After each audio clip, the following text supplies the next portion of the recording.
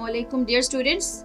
Today we are going to learn about the establishment and achievements of one of the greatest empires in India, and that was the Mauryan Empire. As we have already learnt, in about 1750 BCE, tribes of Indo-European people known as Aryans began to cross the Hindu Kush mountains into northwest India. After establishing themselves in the land of the Indus, the Aryans spread further east to establish more kingdoms.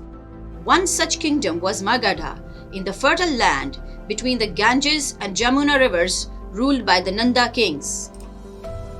In about 320 BCE, Chandragupta Maurya took over this land and founded the Mauryan dynasty. As you probably know, a dynasty is a succession of rulers from the same family. The Mauryans went on to expand their conquered territory to establish a vast empire. Now, importance of Kautilya in the empire. Chandragupta's advisor Kautilya played a key role in his success while taking over the land of the Nanda kings.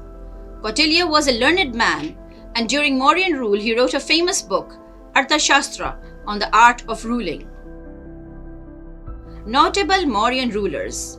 Although Mauryan rule lasted from 321 to 21 BCE, yet the most successful rulers of this dynasty were the first three, that is Chandragupta Maurya, his son Bindusara, and grandson Ashoka.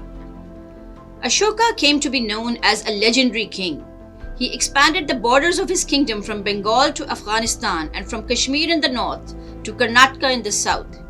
He was terribly disturbed by the death and destruction caused by the war of Kalinga, and therefore he vowed never to go to war again. He was strongly influenced by the teachings of Gautama Buddha and converted to Buddhism. Ashoka promoted Buddhism.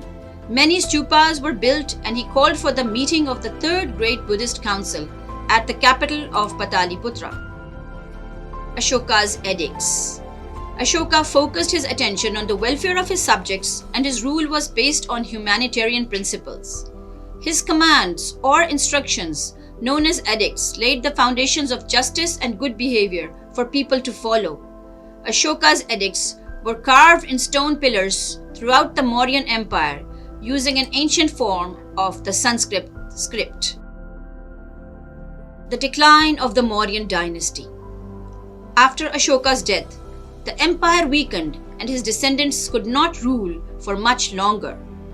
Ultimately, the Mauryan Empire was taken over by the rulers of the Sanga dynasty, followed by several other invaders from the northwest.